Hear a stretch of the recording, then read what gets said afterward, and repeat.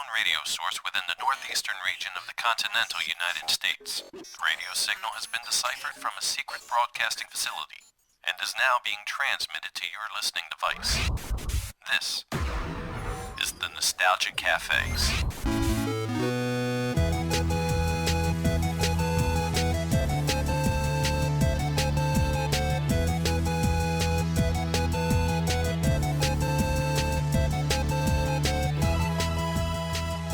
Welcome back to the greatest memories of your childhood, the Nostalgia Cafe. We're so glad you found us. I am Dan Morrow. I am the first-class male, Sam Seitels. Oh, my God. Tell me you saw what I did there. I saw what you did. I see what you did Thanks. Thank you. Saw there. I what see you what you did there. Yeah. And joining us as always is the beautiful Karen Lynn. Hello. We'll be your guides. We will be your guides. Hello, everybody there on YouTube land.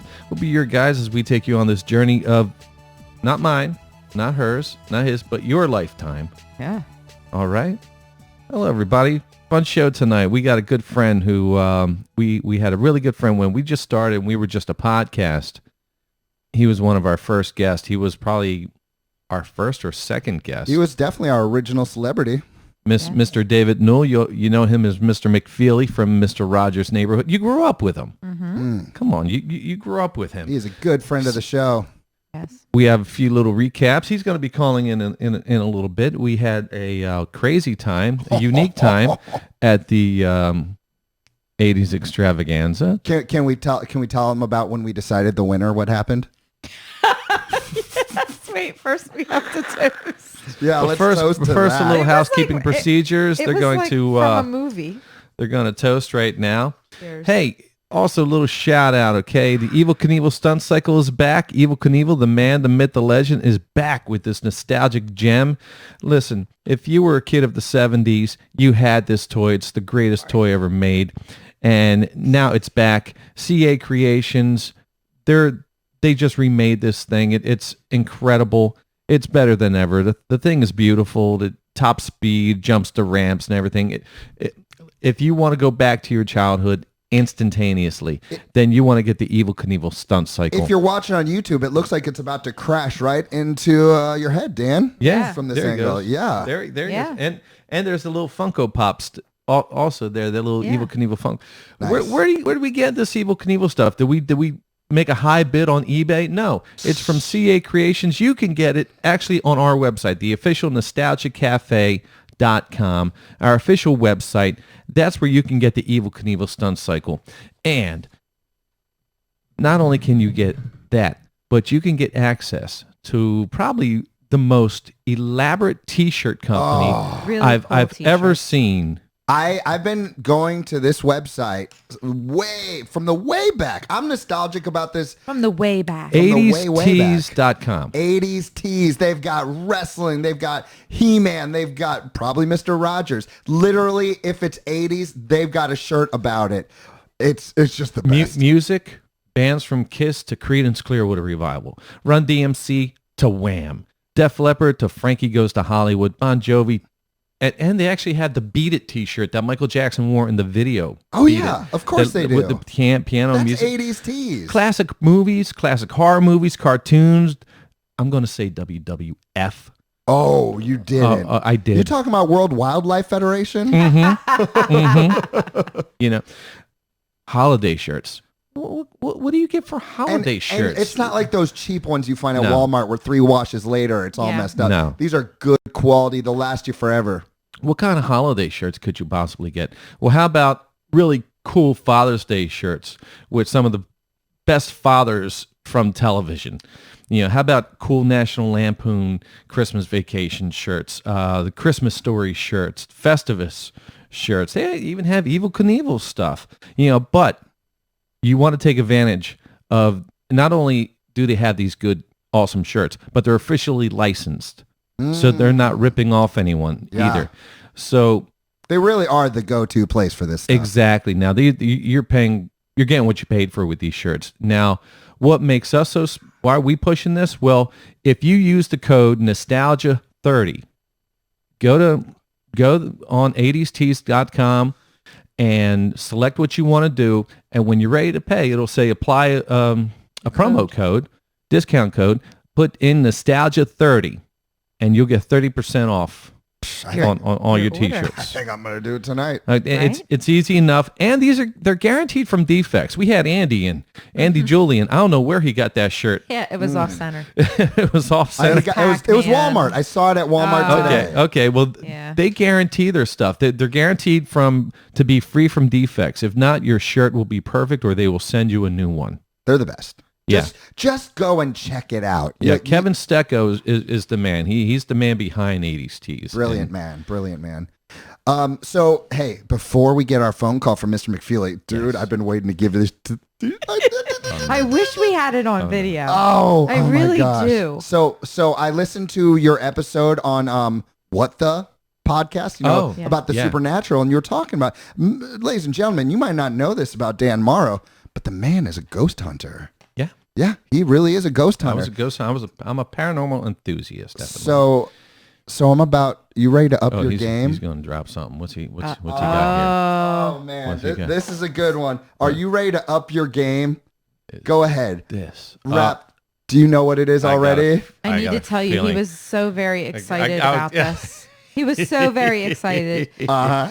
Yes, it's a PKE meter. Wait, check it out, people.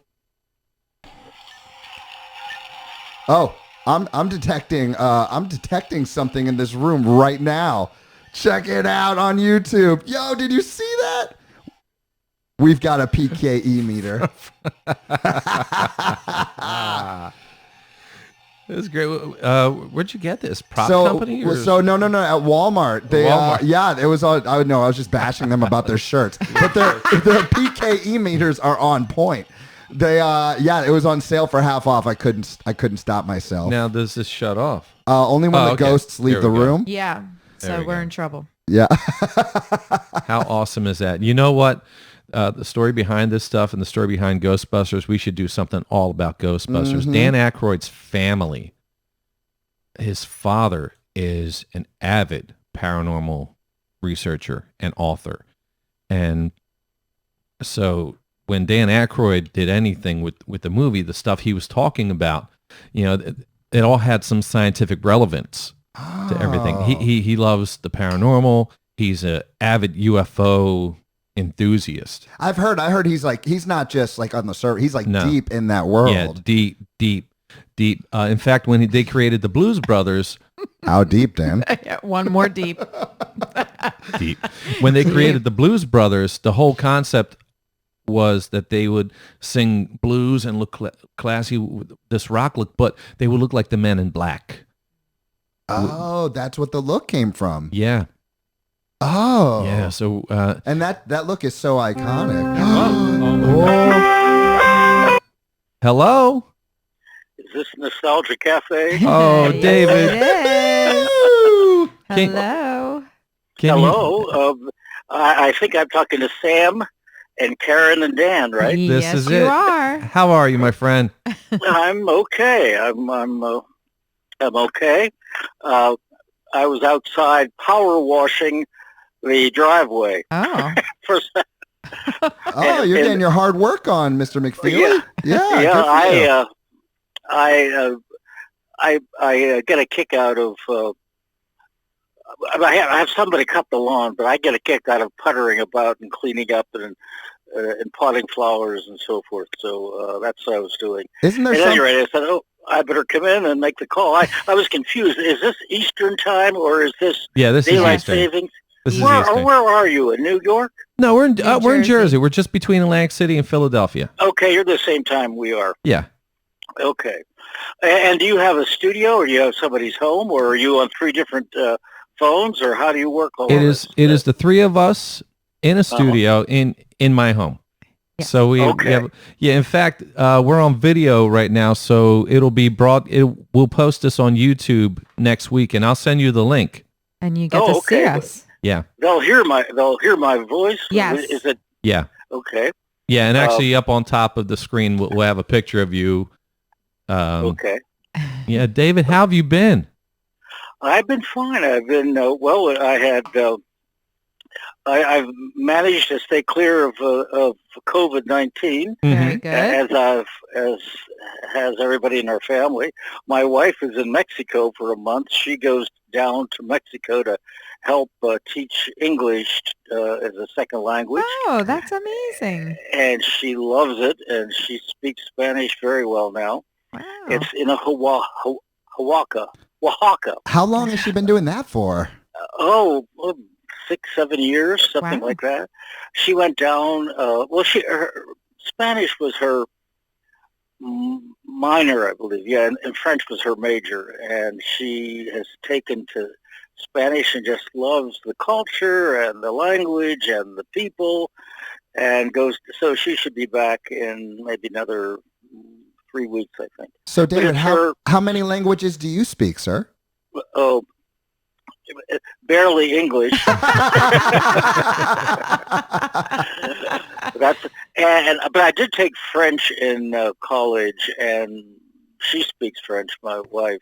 I took French in high school, but that was a long time ago, so I don't remember too much of it. Every so often, you'll hear a word that rings a bell. You know, I did okay. I did very well in as far as my grade was concerned. Right. Except I went to, this leads up how I got into Mr. Rogers' Neighborhood in a way. I went to Europe in the summer of 1967 to meet a friend and to see I may have told you this story before, and to see my cousin who lived in London. I saw him first, then met a friend of mine, and we traveled around Europe for about a month or maybe 2 months. At any rate, I went to Paris before I met him, and was in Paris on my own, and I thought, oh boy, I'll go down and order breakfast, and I'll do it in French. What could go wrong? And she asked me something in French, and she said, I can't say that I don't know the difference, but lemon is citron, I think. For lemon is citron, and she kept asking me, and I thought she was saying the car. There's a car citron or something like that, and I couldn't quite figure. And I figured, okay, I better just switch to English. She spoke English. At any rate, I don't speak that many languages, but my wife is quite fluent in both French and Spanish. And before we met, she was in the Peace Corps. Oh, she's a do-gooder, big time. Yeah, she is. She has that Peace Corps mentality, and she was in Ethiopia for 2 years, and again taught English to Ethiopian children, and they taught her, and they send you to a sort of immersion school when you go into the Peace Corps of the language of the country you're going to be in, and she was, I think, 2 months in. Somewhere, D.C. maybe. I don't know. David, were you guys together before you even got to the neighborhood? No, I didn't know her until she came to Mr. Rogers' Neighborhood. She was, in fact, she came back from the Peace Corps in the late 60s, 69, 70s, because there were skirmishes, and the Peace Corps got the Americans out of danger, brought them back to D.C., and she then went to Boston and found her way to Pittsburgh because of a job offer, and she didn't like that job, so her former boss knew Fred Rogers and said, I got this great person for you, et cetera, and that's how we met. So no, I didn't know her before Mr. Rogers' Neighborhood, and that's how we met. And so 3 children and 6 grandchildren later, here we are. There you are. 6 grandchildren. Are the children staying close to home, or are they venturing out into the world? One is our youngest son is in Pittsburgh. And, I think I may have told you this last time. He's a mailman. I mean, an actual mailman. Oh, come on, man. We would have remembered that. No, you did not. No, you didn't tell us that. Yeah.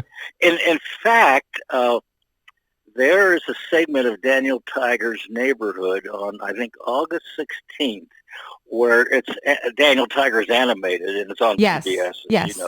But they have these interstitials where they have a live clip of somebody doing something that may be, if Daniel is pretending he's a mailman or something, then they'll say, oh, let's see how the mail is delivered or something like that. Right. And our son is in it. He's delivering mail on his route in Pittsburgh, but he wanted to get in some sort of management, and they said, well, you need to have a route so you know what the postal system's like, and so that's what he's doing now. And he loves it. He meets all the people. He just loves. I was just going to say, is he one of the interactive mailmen? Yeah, he is. He talks to everybody. He helps people, carry packages upstairs. That's great. They just had his son is now a year and a half maybe. So they're in Pittsburgh, and we have another son who lives in Toronto. Oh. His wife is a nurse, and she's Canadian, and they have 2 kids. They just had their second, and then our daughter lives in L.A.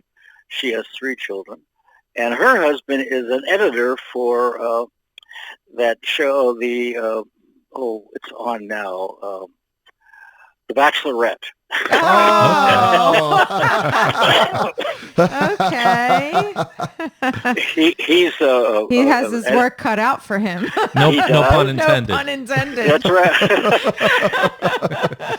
and he will be on The Bachelorette till The Bachelor starts up again. Okay. I wonder what Fred Rogers would have thought of The Bachelorette. I don't. He would have never watched it. I think he would have laughed. He would have.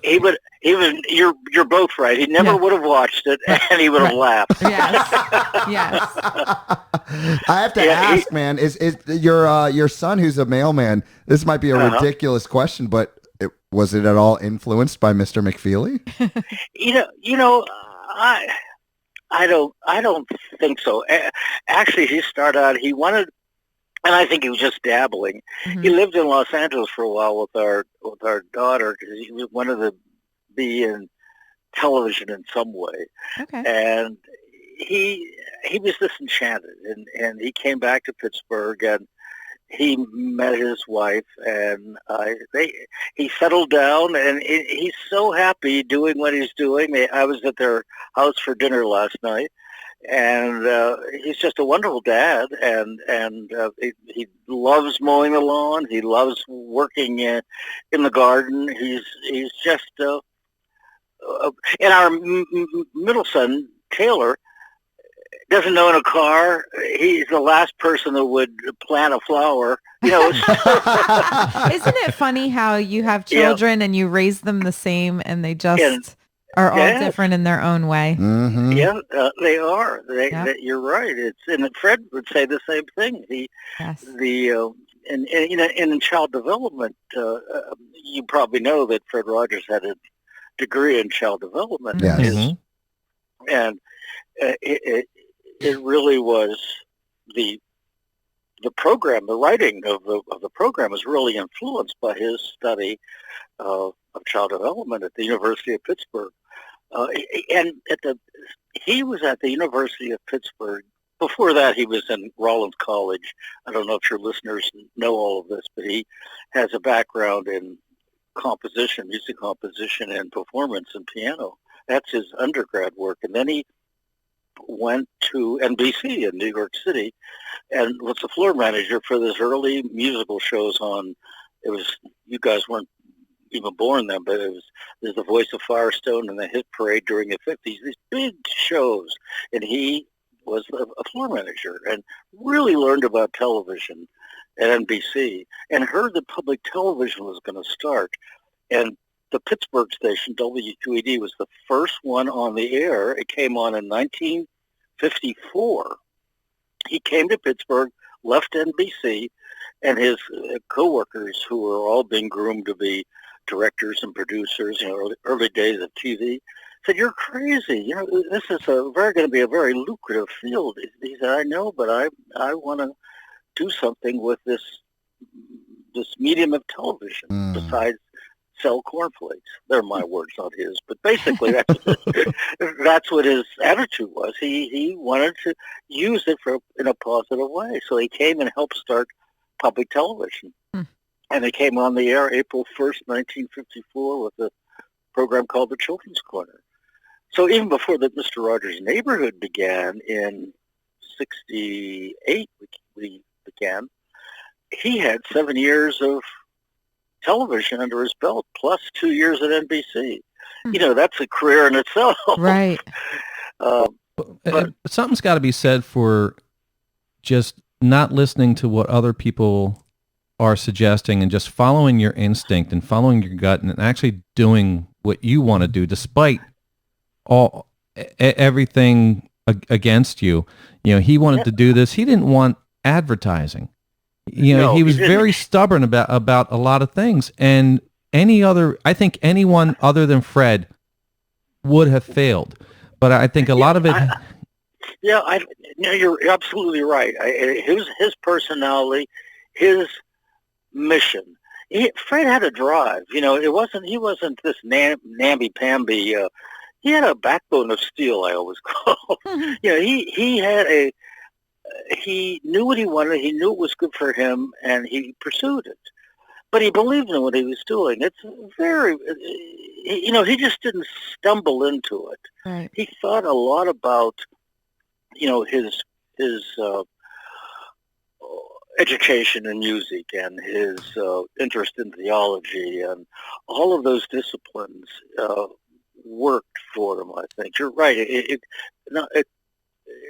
worked for Fred, and I don't know if it would have worked for somebody else. I think a lot of it too also had to do with what not many people know about him, which is just his upbringing. Yeah, he did come from a very wealthy family. Yeah, he did, and they were very philanthropic. Yes, very much so, and you would never know he came from, they're certainly not the Rockefellers, but he came from a well-to-do family, and but everything he did, he would. If he had not come from a well-to-do family, he still would have been as successful as he was. I think so. But there's also that element, and maybe because I've read about him. His book. I totally forget the. Won't You Be My Neighbor? I think that's it. I'm not sure. I totally forget the title right now. It's in my phone.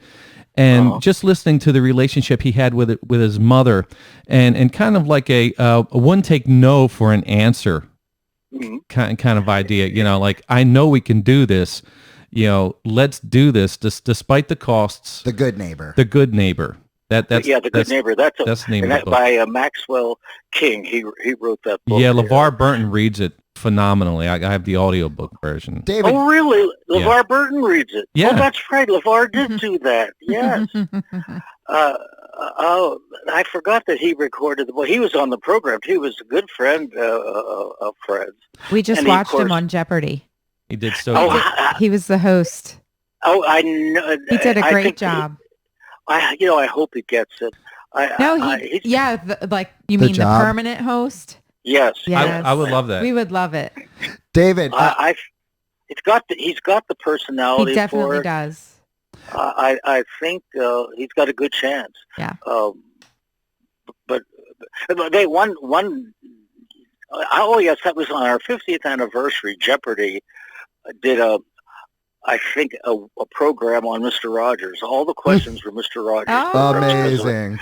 Something like that, or a good chunk of them were Mr. Rogers questions. I think McFeely was one of them. Who said? I forget how they worded it.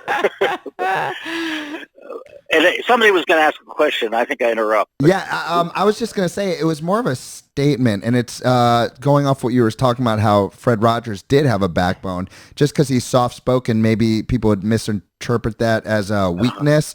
But, I know that he had such a strong backbone that I often channel him in my career when I have to talk to parents, talk to a student, and when I know that whatever I'm saying is the right thing to say, even if it's going to be difficult, I'll channel Mr. Rogers and think, well, you know what, it's the right thing to do.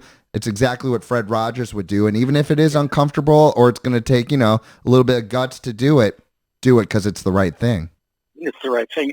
I think he also, just what you're saying, it's a hard thing to do. I think he would also analyze the situation too. If it were something that was really maybe shouldn't be said, even though it should be said, that maybe it shouldn't because of the personality of that particular person, he may have not. He was that sensitive to know when to say something and when to not say it too, if that making sense. Yeah. Yes, absolutely. He just didn't, everybody wasn't treated the same, just didn't, your kid's not doing this and so forth and so forth.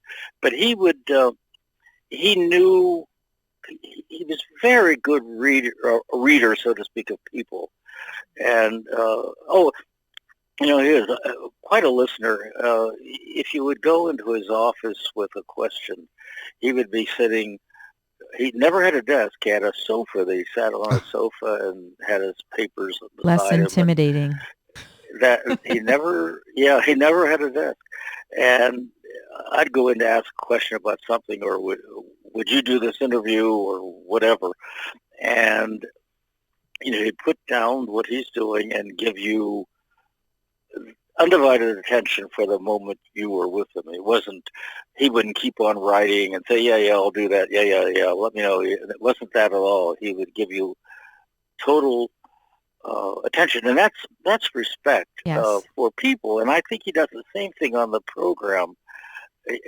Some way, I don't know if kids can articulate it, but I think they pick up or they catch his respect for children and childhood. I think they can't they can't articulate, but it's getting through to them, I think. Mm-hmm. And I think that's the success of the program, too, is that he breaks that fourth wall in some way by his manner and the way he uses television.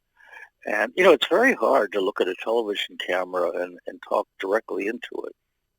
And newscasters do it, but that's a different way. They're reading and reporting. Yes. Right. But he's talking to that person. And a lot of the times he doesn't have a prompter. At times, there are times if there was a new song or something, that's put up on the prompter. But he had it. He had a script that he would look at, and he'd write out in longhand what he wanted to say. Some words were put down on the prompter for him, but he would just look at the camera and he knew what he wanted to say. And that's a skill, and a talent and a skill. It's very hard to do that. And really getting your point across. Let's just fast forward a little bit. What do you recall?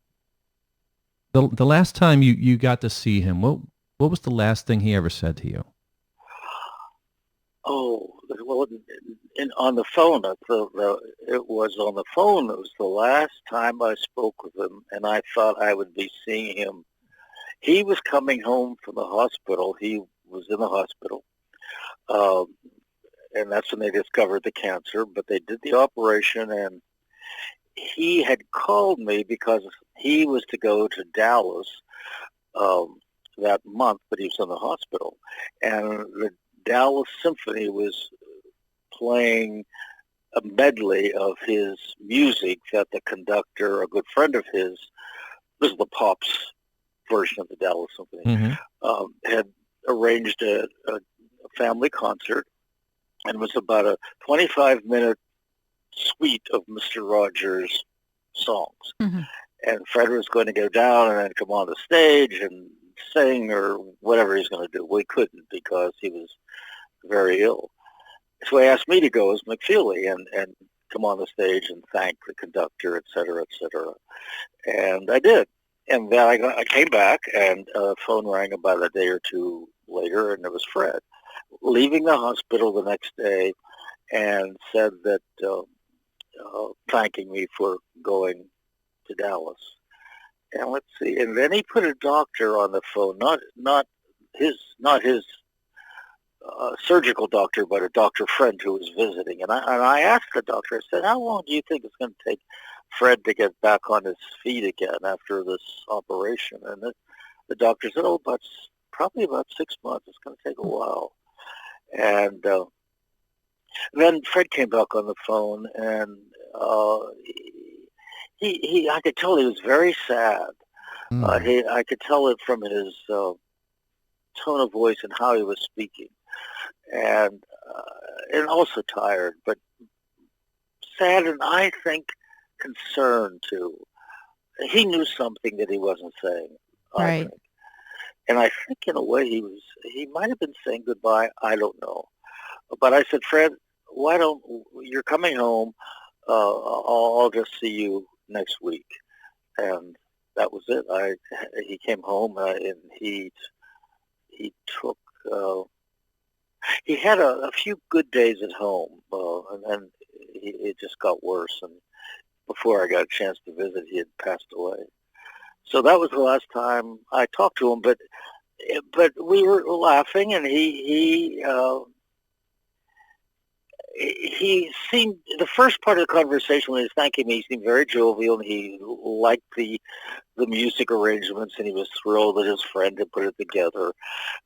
Then we had a little break, and the other doctor was talking to me. Then he came back on, and he was sad then. It's hard to explain, but that was the last time I spoke with him, and I really would have wanted to see him in person. But on the other hand, he probably, maybe that was the best way. I didn't have to see him really not himself. Right, because the last time you physically seen him, it was Fred. Good shape, yeah. Yeah. But he was, I think he knew something, and I think he was calling more than to thank me for that trip to Dallas. Yeah. Mm-hmm. But he was quite a person. He, there was more to Fred than meets the eye. He was more than that host that people saw on television. I can imagine. Now his memorial service, was that like a celebration?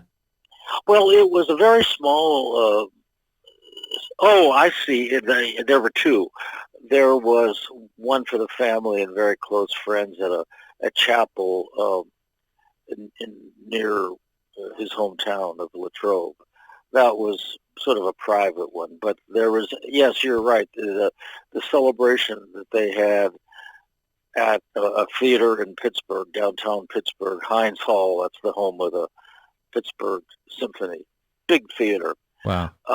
That was open to the public, and that was more of a celebration. And the Itzhak Perlman played, and Yo-Yo Ma did a piece, and it was a lovely. So you have the world's greatest violinist and the world's greatest cellist. Yeah, and how Itzhak got involved was he was playing for the symphony that weekend, and this was a Saturday afternoon of the symphony, and he played Saturday evenings, and he heard that this was happening. He didn't know it was happening. He said, "I must be part of this," and he played one of Fred's songs. And I'm blanking on some of the other people, but they also had a celebration in Los Angeles.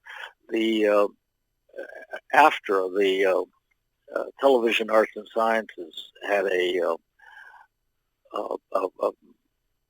tribute to Fred. Were you at these? Yeah. Mm-hmm. And what was the general feeling? Was it sad, or was it a celebration of his life? It was a celebration of his life. It was the one at the theater where Itzhak played it wasn't somber, but it was I guess it was more of a remembrance. It wasn't sad. It was just it wasn't a downer, so to speak. Right. It was a celebration because Mrs. Hines spoke, Teresa Hines, she was a close friend of Fred's, and some other people spoke, but it was a full house. But the other one that took place in Los Angeles, and I can't remember if that was before or after. I think it was after. It was after. Lily Tomlin spoke, and Tyne Daly and John Schneider sang a song, and it was a nice tribute that the Academy of Television Arts and Science wanted to do. It was at their theater in their building that they have a special theater, seats about 300-400, I guess. Not a huge place, but that was a lovely little celebration too. And I spoke at that one.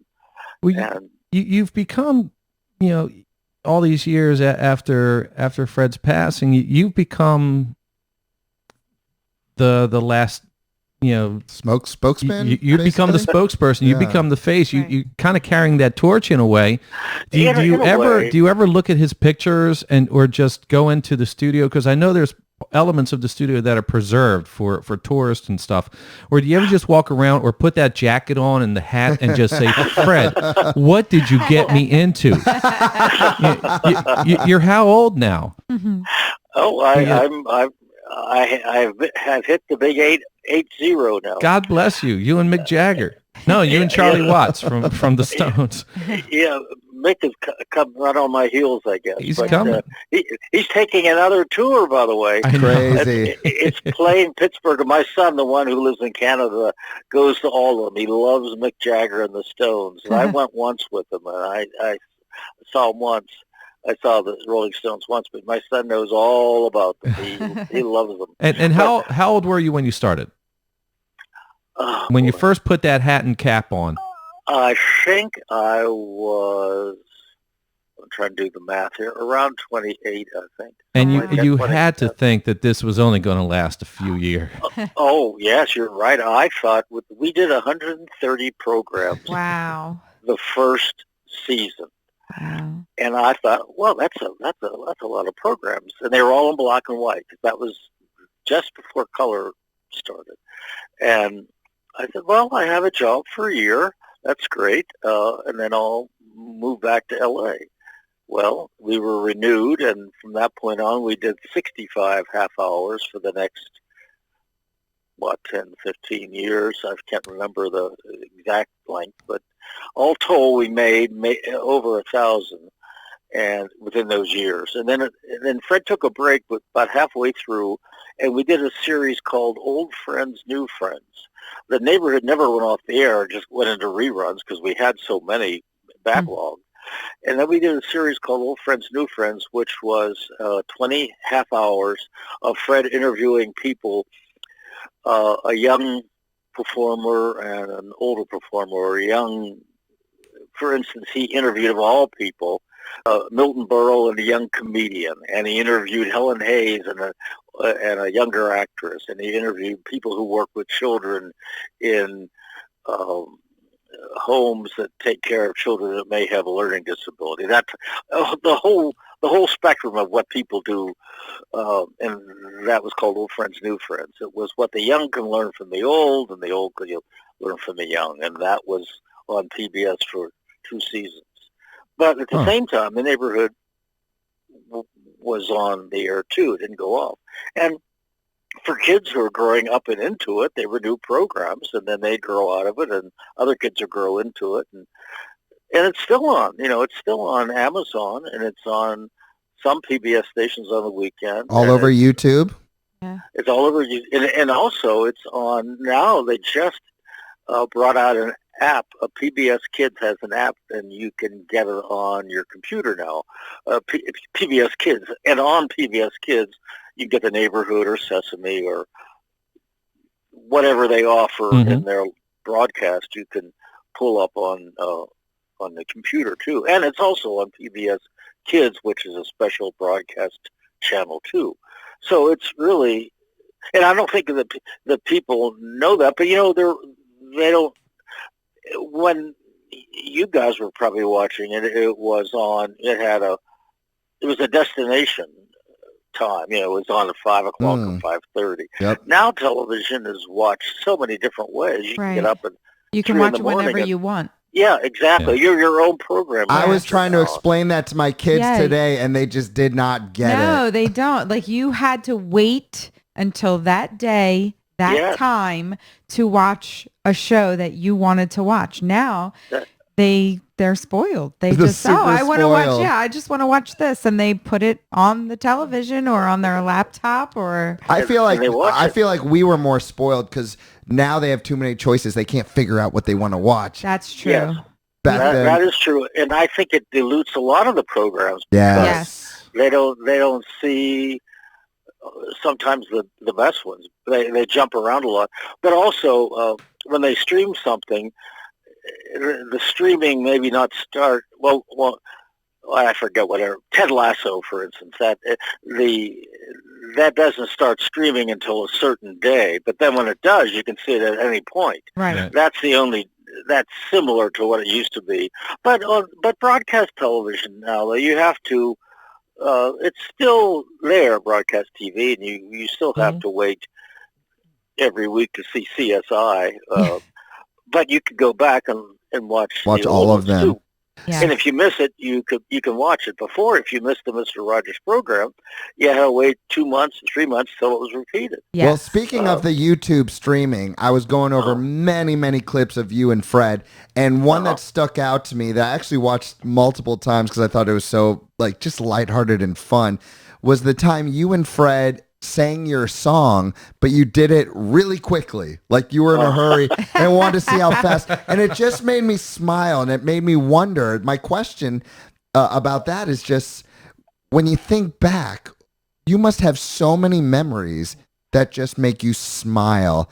I do. And so many funny and sometimes the speedy delivery. If we finished a segment earlier, Fred could see the times.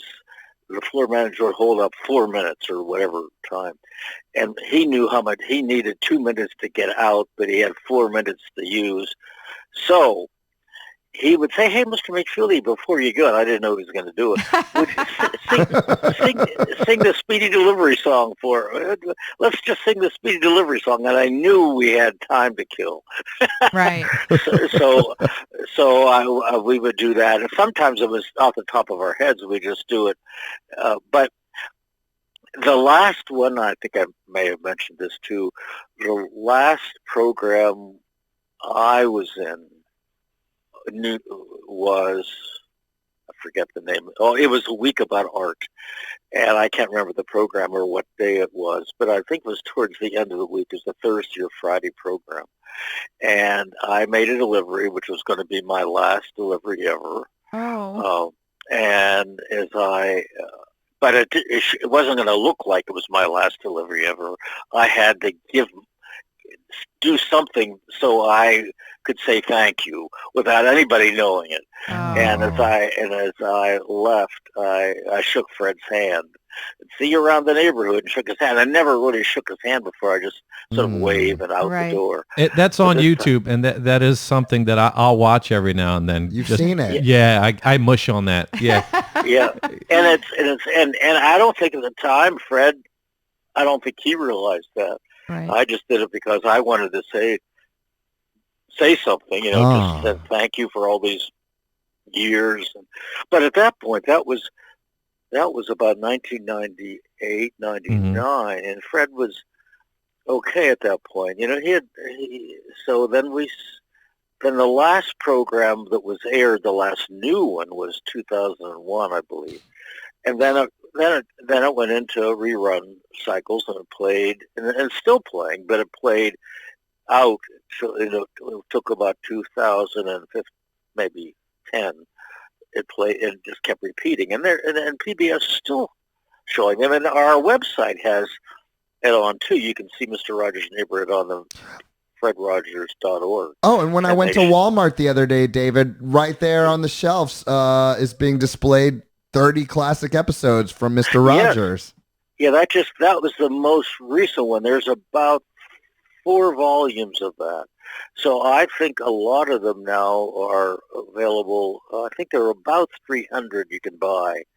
I don't know if the very early ones are available, the black and white, but Yes, and I don't think people know that. So more people have told me that they've seen them at the big box stores. Well, And I'm glad.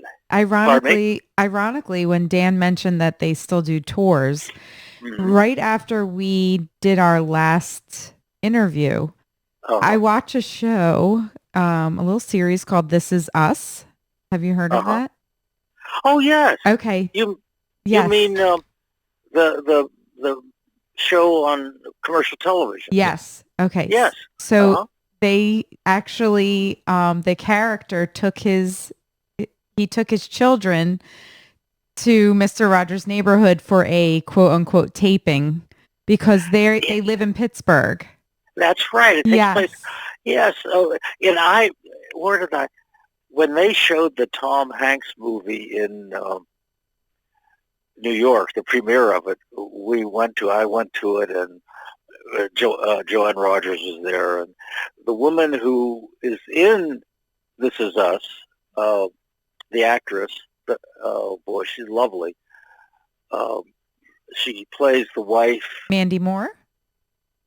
Is it Mandy? No, Mandy is the mother in This Is Us. Yes. It's the black actress. She's Sterling Brown's wife. Sterling Brown being... Yes. I can't think of her. Think of her name. She's in the Tom Hanks movie. She is? Yeah, she plays... Does she play the wife of the reporter? Yes, she does. Matthew Reese's wife. And I met her at the premiere, and she's a lovely woman, lovely. And she grew up with Mr. Rogers' Neighborhood. Everybody in the planet. Yes, it was right after we did the interview, and I thought, my gosh, this is like kismet. It was crazy. Yeah, and I think the writer on the show is also from Pittsburgh, and that's maybe why it's set in Pittsburgh. I think that could be. And so I met her, and who else in the program did I meet? The one other actress. No, it was just that little. Oh, I wish I could remember her name. I'm looking it up. I'm looking it up because she is a great actress, and actually her character, the lines, she just delivers them so well. She's very witty. Yes, she is, and you don't fool with her either. She speaks her mind, her character. Yeah. But she's so friendly in person. And Matthew Reese is a nice guy too. But he had never heard of the program because he grew up in Wales. Okay. And the program, maybe it's there. Pardon me? Susan Watson. It's not. It's Susan's the first name. At any rate, she's in the Tom Hanks film too, and Matthew Reese plays her husband. That's it. But This Is Us that's right. I forgot. It's set in Pittsburgh. Yes. And I think they did some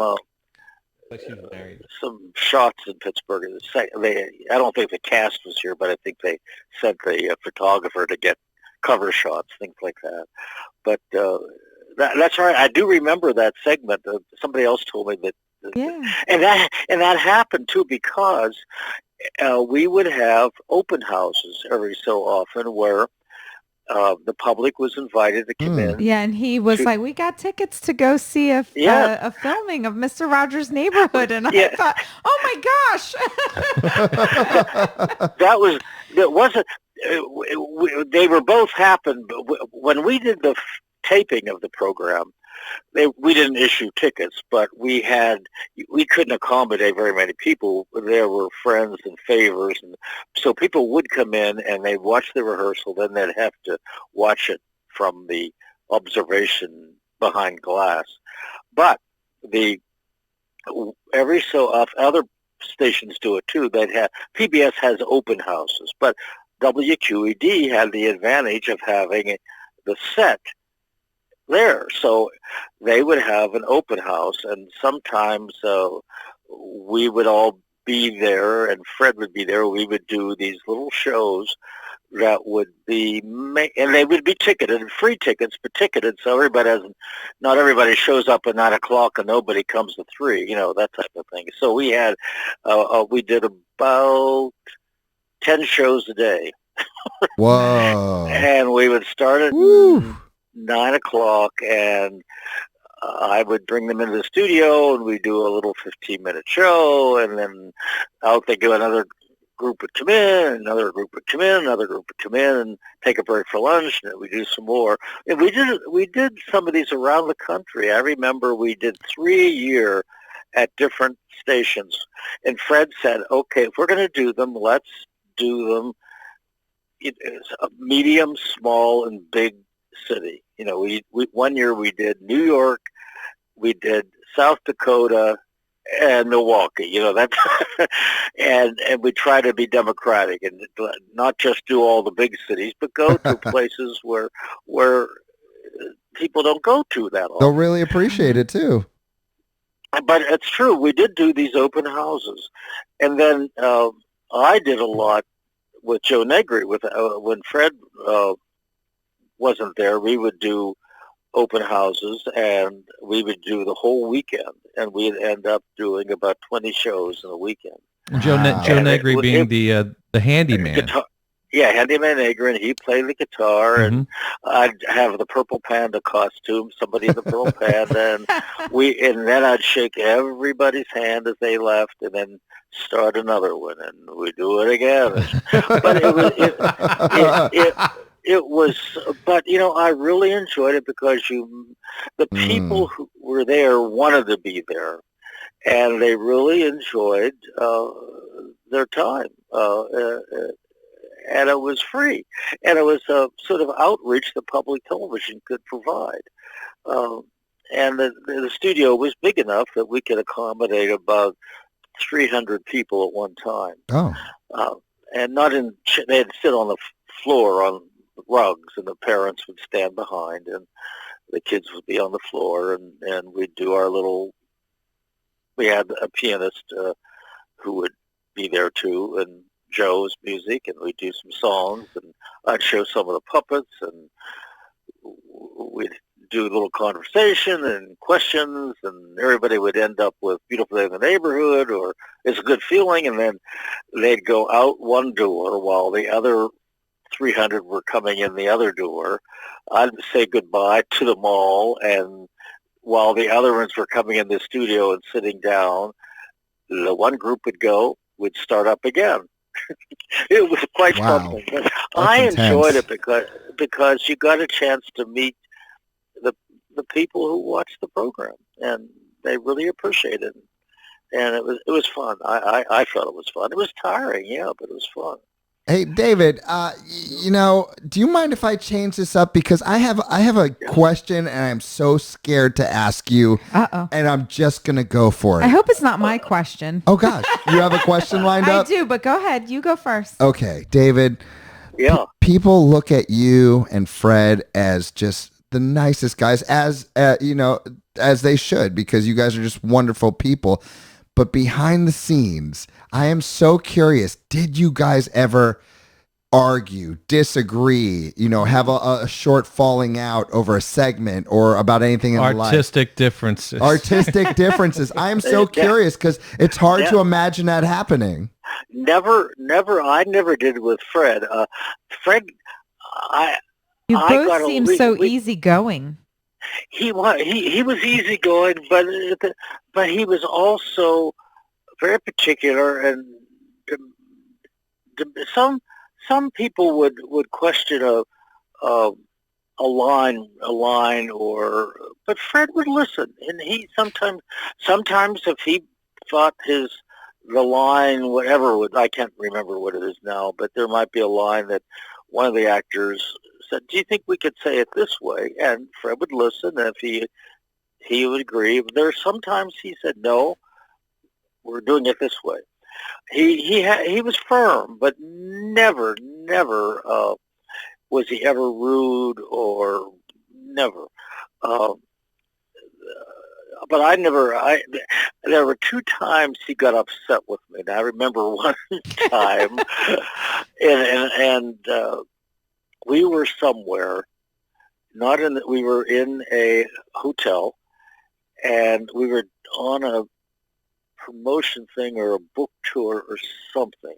And there was one of those shows, some TV shows have Live at 5, they're live, and they go to that type of a show.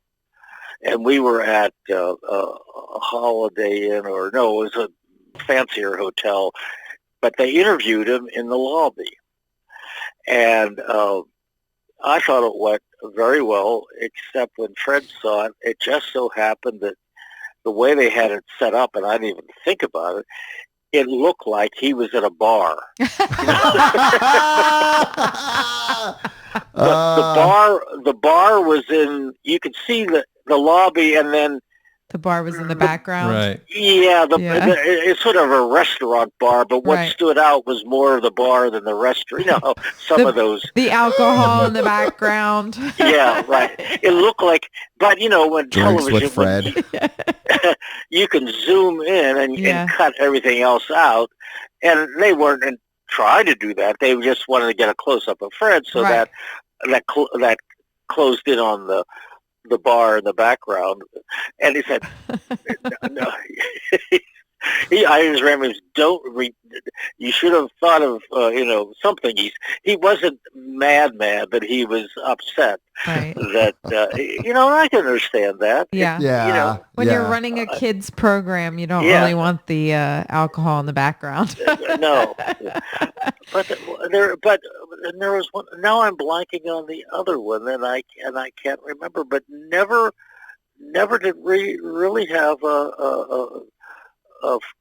any kind of a falling out. He just never. That's amazing, because I feel like I drive Dan and Karen crazy every single week.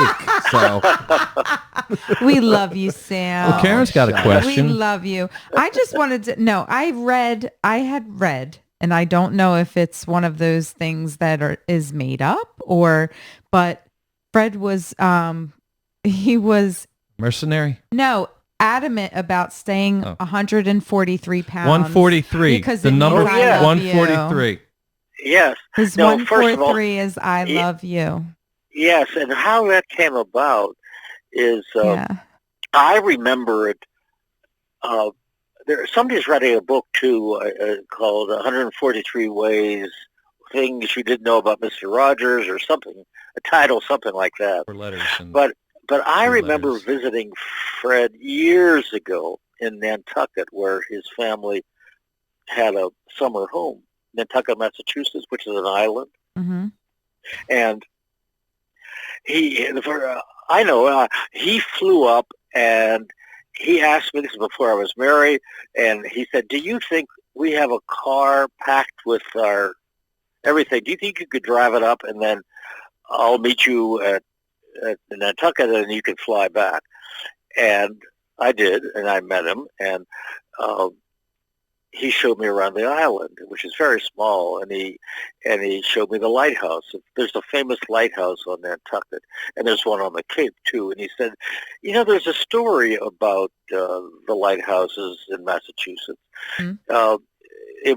Nantucket was a whaling port, and years ago, the whalers, the husbands mainly, went out to sea for weeks, looking for whales, I guess. Right. The whole concept, I don't like whaling. I'm right. just, but it happened. Right. And the families every so often would go to the lighthouse, and they'd have the lighthouse person, whoever is in charge, kind of like Morse code.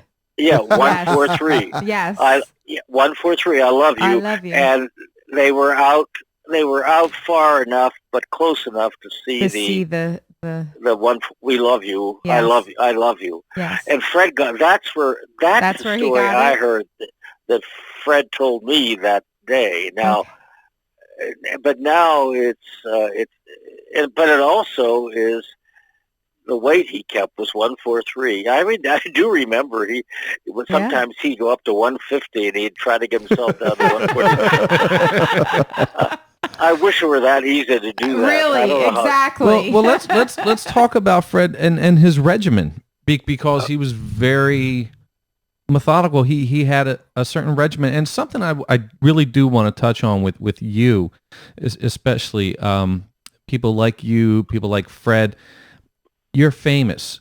You're world famous. People love you. You can go places and you will be recognized, but you are so grounded. Fred came from a very wealthy family. He had a piano. I think it was a Steinway or something that he had wherever he moved. He had this grand piano moved with him. A little apartment, bring the piano. We're moving to New England, bring the piano. But you guys stayed so grounded. He would swim every day, but he never had a private pool or anything. Where did he swim, Mr. Well, there was near I was going to say Mr. McFeely. Near the studio where we taped the program in Oakland. It's in the university section of Pittsburgh. Mm-hmm. There was a YMCA. Yeah. I knew it. Well, no, not exactly. It wasn't a way. It was more of it was called the Pittsburgh Athletic Association, and you had to join it, and you could have lunch there. At one time, it was sort of fancy at one time, but it wasn't private. Anything that it was just at any rate, he belonged to it for a while simply because he could go at noontime and swim. That's what he would do on his lunch hour. He would swim. If he missed, he'd swim every day. He'd either go in the morning in his ritual. He would get up at 5 o'clock. He would read letters. He would write letters. He would read the Bible. He would do personal, whatever he had to do in the morning. And then about 7 o'clock, he'd go to swim when they opened the pool. And he'd swim an hour or a mile, I guess. And then he came to the studio with tape. And if he didn't get a chance to swim in the morning, he would go at noon. Somebody would take him over, and he'd swim. We'd go back and pick him up.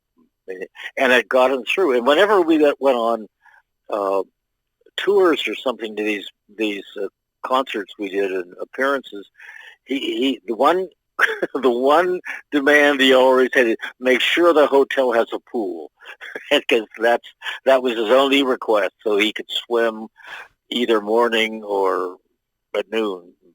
And it really made him feel much better. I remember one time we were somewhere, and I think it was wherever it was near the Mississippi River. The people who had a house right on the Mississippi, and Fred didn't swim, and the owner of the house said, "Well, you can swim in the river," and he swam in the Mississippi. Awesome. Right in front of the That's so awesome. And I said, "Fred, make sure the current, this is the Mississippi."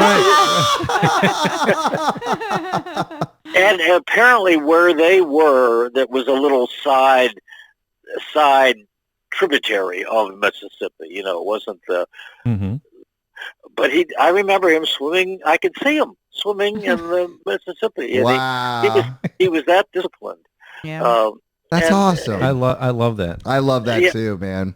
And he came up, and it was a little get together for people at the public station or whatever event we were doing. There was about 20 people, and it was very informal, and no one cared if he went swimming, and he did. Oh, man, we need to make a Mr. Rogers workout program for people. We do. He stayed fit and healthy for as long as he could. You guys have shared so many memories and so many studio experiences, some of them being very iconic.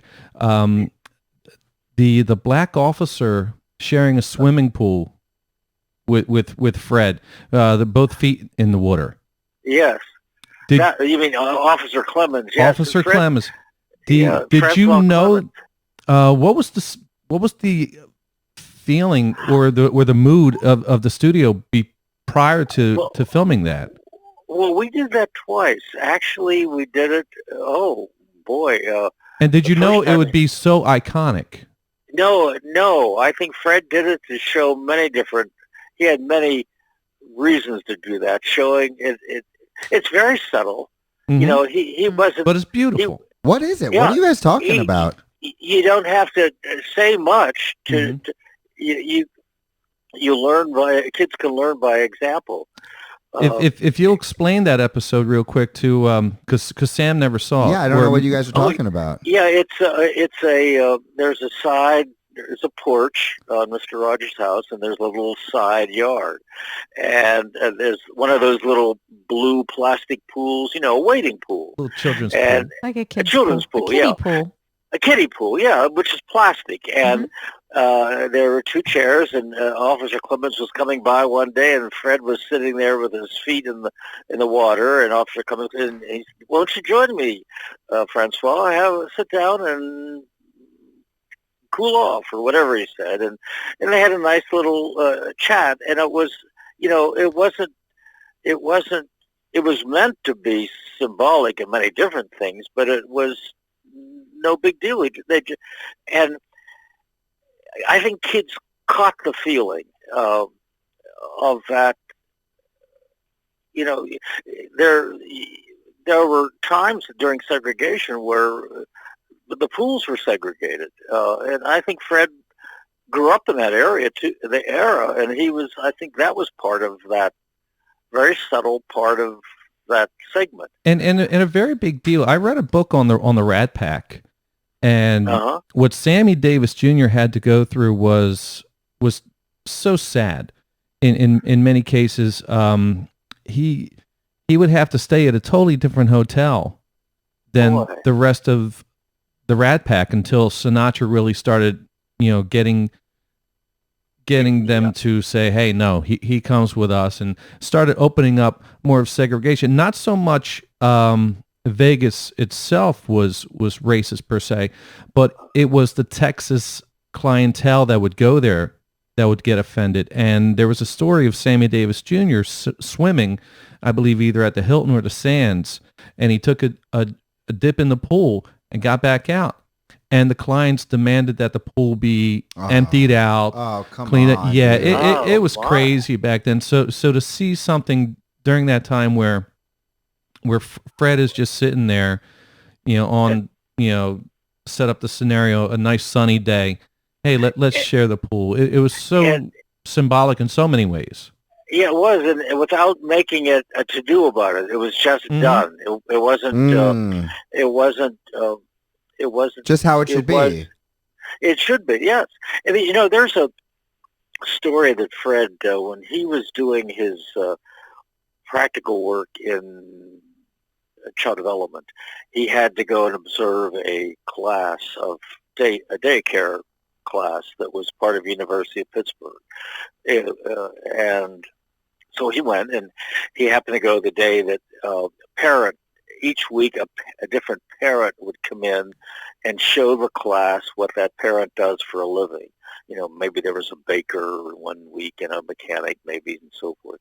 The day that Fred was observing, there was a sculptor, a man who was a sculptor, and he brought with him a big chunk of clay.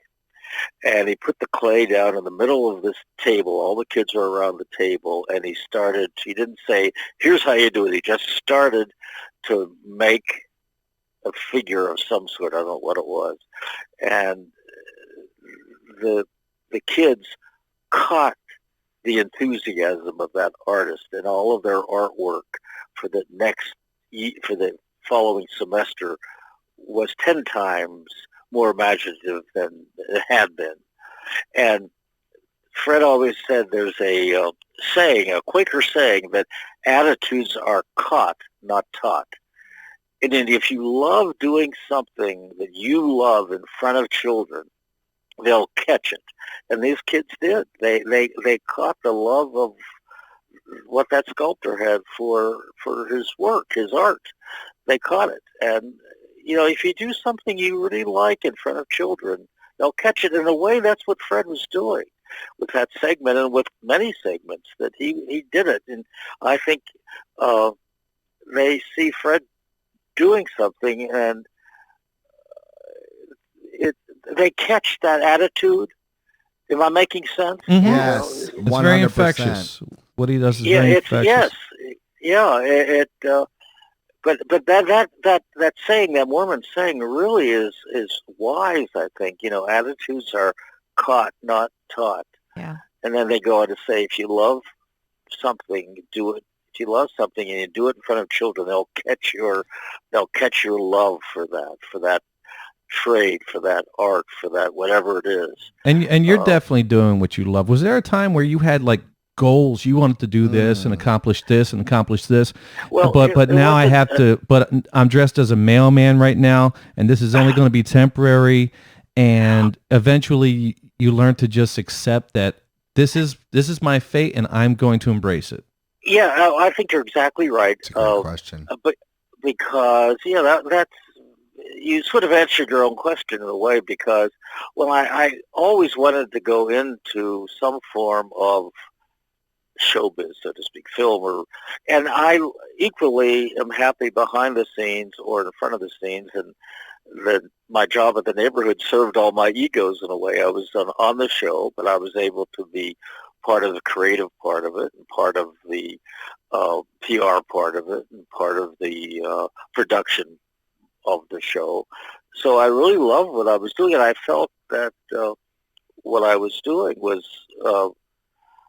a smaller part of a larger project. I always thought that Fred, and I may have used this analogy before, that if you took a wagon wheel, that's on a Conestoga wagon, there's the hub, and then there's all the spokes going out from that hub. And I always thought Fred was the hub, and all of us were the producer, the director, the actors, the writer, were all a spoke coming up from that hub. And that's how I saw myself as part of that overall wheel, so to speak. Now that's a corny analogy. But you've clocked it pretty well. And I know Sam's got a question. Yeah, I know. Gosh, the time with you goes so quick, and we might have to do a part 3 eventually. So I've got my final question for you, and that is this: being a school owner, being a teacher for all these years, but my trophies are when the kids come back and tell me the impact I've made. So I'm curious, as a TV personality on one of the most important child development TV shows of all time, do you ever get that kind of reach back where people are telling you the impact that that you've made, or that the show has made on their lives? Aside from the three knuckleheads on a podcast show. It comes through the mail. The mail was so important to Fred. It was such an important feedback, because you think you're doing the program for 4 walls in the studio, and you are. You don't get that any immediate feedback, but the letters that we would get, and I'd get some too. I'm sitting at a desk here with some letters that I have to answer, and some of them are, can you send me an autograph, but some of them go into 2-page handwritten how much the program has meant to them, and and how much my part in it. Does that still mean a lot to you after all these years? It does, because yes, it does, because it's been my life's work in a way, and it's not just a 3-week gig, and it's been something I've devoted my life to. I met my wife there, and our kids grew up around the program, so it really means a lot, because the program is more than just a television show. It was important. It is. Even you can like it or not like it, but it really has a place in American culture, I think. Huge place. Absolutely. Huge place. Absolutely. And now here you are, you're answering letters at your desk. You're probably in just a pair of Bermuda shorts with your Johnny Walker Black, and the wife's away. How did you know I like Johnny Walker Black? We asked you that last time. Yeah, that's right. I'm right now. I'm drinking a Coca-Cola Zero. Coca-Cola Zero. You're having Coke. It's just as healthy. Yeah, just as healthy. I just had some fried rice before I called, and I brought my Coca-Cola Zero in with me to drink while I was talking to you. So I like Coke Zero better than Diet Coke, but besides that, I need you to know this. Ever since we've interviewed you, we've been so lucky to have a wide variety of celebrity guests and different people to get to talk to you on this show. But I want to let you know that you will forever be our original celebrity guest and someone we hold very dear to our hearts forever. Well, thank you. It's been fun talking to you. I mean, it's just like a conversation. I forget that. I know that we're doing a podcast. Yes. No, it's enjoyable. And I hope your listeners enjoy it and they learn something about the neighborhood. And above all, I hope they learned that the program was more than just a nice little kiddie show. It really had a depth to it, and we tried to do what we could to respect children and help families with young children. I think people know that already. I really do. Yeah. Hey, David. Well, I hope so. But I like to reinforce it every once in a while. In the meantime, the legacy continues with Daniel Tiger's Neighborhood, reruns of Mr. Rogers, and there's a new show now Don called Quixote. Don Quixote. Yeah. Yes. And you get the Don Quixote. You get the yeah. I don't think kids get it, but adults do. Yes. Don Quixote. Yeah. At any rate, it is doing very well, and Daniel Tiger's doing very well, and there are other shows that Fred Rogers' company is looking to produce, and so the legacy goes on, and I think Fred would be very, very proud to know that what he started in 1954 is continuing in where are we now? 2021, right? Yeah. Yes. So, Already. And Daniel Tiger is in 40 countries. It's in unbelievable. It's in around the world. It's so fantastic. I had a friend who called from Sweden and said, "Hey, I just Swedish, the equivalent of PBS, whatever it is in Sweden, just picked up Daniel Tiger, and I just saw Daniel Tiger on Swedish television." David, I gotta let you know one more thing. So I have to get 4 kids ready every morning for camp and school, and they're all 2 years apart. I have a baby, I have a 4-year-old, I have a 6-year-old, an 8-year-old, and it's hard to find a show that they all get into. But for the baby, I put on Daniel Tiger in your honor. But sure enough, when all my other kids are supposed to be getting dressed, they're just zombified by Daniel Tiger. Well, good. See if you can put some neighborhoods on. Now, the neighborhood's a tad. I think you have to be a little older. The baby might not get the neighborhood yet. Yeah. I think you need to be around 3. All right. So in 1 year, I'll play for everyone. Okay. David, thank you so much. Well, thank you. And we can do part 3. Just let me know. Hey, absolutely. Yes. And we have to end with the song, David. Yeah. I'm sorry. You're going to sing it, or I? No, you're going to sing it. There's only one man who can sing it right. We can't do it. You want the Speedy Delivery song. Is that the one? Yeah, bring it. You know it. Bring it. Okay, if there's anything you want, if there's anything you need, McFeely's Delivery brings it to you here with speed. Yes, our Speedy Delivery is a speedy delivery to you. Dan, Sam, and Karen. Yes! Yeah. David, thank you so much. You enjoy your time and give your wife a big hug when she returns. We love you, man. Thank you. I do too. Thank you for having me on twice, and let me know when we can do part 3. Absolutely. You were the second. I think it was the second show in, and now we are on the 24th show. Yes. Well, good. Yes, we will bring you back, and we can't wait. Yes. Okay. Well, thank you, and Speedy Delivery, everybody. Speedy delivery, Mr. McFeely. Bye-bye. Bye-bye. Nicest guy. Oh, my goodness. Love him. Okay, why do I do this? Okay, why do we do that? There is a secret. I was telling Karen, there is a ulterior motive as to why I do these shows, as to why I do the podcast in general. And one of that is, actually the main reason is, I can never call these people just out of the blue and say, "Hi, my name is Dan. Could I pick your brain for 5 minutes?" Yeah. If I did, they would say, "I'll give you 2." Yeah. But if I say none. I have a podcast show, Yeah, usually none, Yeah, probably. Usually none. They'd be like, yeah, if "Who they is don't this hang up guy?" on me, Right. if they don't hang up on me, Yeah. if I say I have a podcast show, Right. and I can call a Sid Croft, and I can call Mr. McFeely, and we can talk to another guest, another celebrity, another actor, another iconic television person. You know, it gives me the opportunity to ask them anything I've ever wanted to ask them. And how cool is it that they like us so much that they want to come on again? Know, again. Absolutely.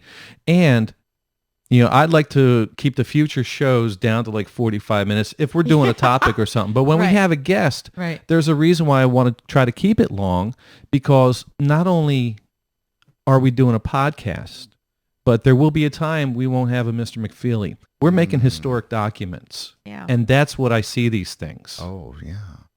You know, I want True. people to be able to look back, you know, or just Google Mr. McFeely or something and find the YouTube show or the podcast. Talking about his life work. Yeah. What was Fred Rogers really like? Oh, there's a really good segment on the Nostalgia Cafe where, you know, he just talks about Fred and stuff. Yeah. I think no one on the planet would know that I he don't know liked about you, Johnny but I Walker want people Black. to feel like they are sitting in this room just having a conversation. Exactly. Exactly. You know, I like creating references as well. There was the question on Instagram that one time with Laura Marie Taylor, and they And asked she her referenced something, us. and she said, "You know what? I answered that question in depth on the Nostalgia Cafe. Yes. Check out their show." So yeah, there are ulterior motives as to why I'm doing this. It's giving me an opportunity to first of all say thank you, but to really pick the brain of people who were special to me in my life. Likewise. Yeah. And to also create a historic reference. You know, if to do it with friends. How cool exactly, is it to do it with friends? Exactly, like-minded people. And how often do you I'm wish a you little could more have than said? his friend, but it's okay. How often do you wish you could have sat with your with a grandparent or an uncle and just had a tape recorder going and just ask them, what was this like? Yeah. Grandma, what was this like? Grandpa, what was this like? Yeah. And here we are doing it with Mr. McFeely. Yeah. So you can go back to this. This is something that we can go back to. They can go back to. And the best thing is we always give our guest a little gift. Yes. We give them a little sticker. We give them a card. But now we have these nice, Look beautiful at postcards. those. Thank goodness Karen is on And- those. What's Sam sporting right now? Oh, What's Sam he's sporting got right digging now? the threads, the Nostalgia The Nostalgia Cafe. shirts. These are available online. Official. The official nostalgiacafe.com. 80s tees. Get 30% off on the 80s tees. Go to the website. Check out the website. It's really cool. You can select whether you want to watch us, listen to us, download the podcast. You can check out our affiliates. Just check out that Evil Knievel Stunt Cycle. Go buy it. Go get all kind of Evil Knievel stuff. Just really cool toys. 80s tees and our own personal merch. Now, Dan, before any more plugging, there's two things we got to do. Before that, we got two things we got to do, dude. Yeah. And then we'll get plugging. Then we'll get to plug-a-roo. First of all, we Lord. never finished our damn story about the dancer Yeah. at the 80s extravaganza. There we never were. really talked much about the 80s extravaganza. Well, let's Yeah. just talk about what happened. First of all, we still can't hear, Mm-hmm. and it was loud. It was very loud. Our voices are a little shot because we had to scream over the They placed us 5 inches from the speaker. from the subwoofer. From the subwoofer. I had a panic attack when I woke Yeah. up in the morning because my ears rang. Yeah. I played in Really? rock Are bands you for for real? 15, 20 No, years, really. He and my woke ears up and he never was- rang. He literally had a panic Here's an attack. idea of the show. How's everything over there? Louder. Yeah, It was louder. Yeah, I don't want to It make it was too loud. louder. People It was much listening in louder. their earbuds and they'll People, they'll you would burst. hate us. if There we if were, played judging it the that loud. dance competition. Yes. And you seem to have it out for one of these girls, I Karen. didn't have it out. There was Stop. well, I'm No, just don't being make me- real. Don't make me seem bad. Look, there was She one girl. She was really into it. Yeah, she was a little She too was into it. really into it. No, we like people who are into it, but not We too do. into themselves. Is that wrong? And so you mentioned her. So we made sure she picked the most obscure 80s songs too. Yeah, we never even heard of them. So here we were picking the winner, which was not her. And when we picked like finalists. We picked 3 finalists. So Sam was first. And so finally, when we pick the winner out of these 3 finalists, we say the winner. But the girl that Karen was saying we should not pick thought we called her. And there she goes, dancing and voguing and parading around. And Sam subtly says on the mic, Not you! It's not you! Get off the stage! There we are right there. Oh, I totally hope that she's not listening right now because we just lost a viewer. Look, she got second place. She got second place. Next time, pay attention. We had a lot of fun and we made a lot of friends. And it's good times. Thank you, Jimmy J Entertainment. Yeah. There was one other thing I had to say, and now I can't even remember. But you know what? Did you put on your thing? It was definitely the dance competition. Dance competition, memories, blah, blah, blah. You know what? Blah, blah, blah. I just want to say I love you guys. We love you, man. We love you. And we were talking about doing an eventual new segment that I would like to... that's what it was. Yeah. There's one more before you guys go. You got to maybe, if you're with me in this boat, which I think this is a small boat, Dan and Karen have some homework for me because just so they don't have to slap me. Well, no, here's the thing, okay? The Nostalgia Cafe, I want this to be about the 50s to 60s, 70s, 80s, and 90s. The last 50 years of the 20th century. 50s are way before our time. It's before my time. The 60s are before my time, but I know a lot about it. Yes. Okay, it's called culture. It's called you learn things. Yes. However, throughout these years, okay, and decades, you do miss out on some things. Okay, there are a lot of movies I've never seen, believe it or not. A lot of movies he's never seen. I'll ask him and he'll go, okay, I can tell you the best, some of the greatest movies of all time. I've probably seen the top 20 definitely 100 times over each film. Okay. However, have I seen 48 Hours, Nick Nolte and Eddie Murphy? No, just never got around to it. Seen it. I've never seen Saturday Night Fever with John Travolta. I've never seen this movie. He never saw Fast Times. Definitely seen that. I've never seen Fast Times at Ridgemont High. All right. So we have homework assignments. Okay. So we're going to assign some things. Some of those have been a very long time since I've seen as well. And some we just need to recap. Yeah, I think we should do a rotation. Awesome. 1 week I do homework, 1 week you, 1 week you. Yeah. So what's my homework this week, guys? I don't know, because you want us to assign you Animal House. Yeah. And I'm thinking about something else. Actually. Someone's turning the tables on me. In regards to some of our texts earlier this afternoon and stuff, did you ever see Close Encounters of the Third Kind? Never. I think I want you to see that movie first. That's my homework this week. Close Encounters of the Third Kind. I'll let you know next week what I think. Not a clue. Don't know anything other than the title. It's a Steven Spielberg film. You mentioned him John today. Williams did the score, starring Richard Dreyfuss. Oh, we might speak to him. Yeah. I totally shouldn't say that. No, crush your fingers. That's why I wasn't going to say anything else. Yeah. I'm knocking on wood if that makes a difference. But check out that film. Okay. And it still holds up. It's an amazing film. Listen to it with the music and everything. It's amazing. And oh my God, our ending, our outro is so much shorter now. We don't have the he doesn't have the thing. What are people going to do? They're going to be so sad about this. Yeah. I don't know what to say anymore. That's all right, because just follow us. You can still follow like, and Here. subscribe. Get your little. I'm going to look for ghosts while you do this. It. All right. I'll do it. Like, follow, subscribe. Tell your friends about us here at the Nostalgia Cafe. Find us on YouTube, Facebook, Instagram, and our official website. There's an apparition. theofficialnostalgiacafe.com. Good night, everybody. All those guests we can't find because they've passed. They're actually here right now. They're in that machine. There we are. That's where they are. Thank you, Egon. Bye.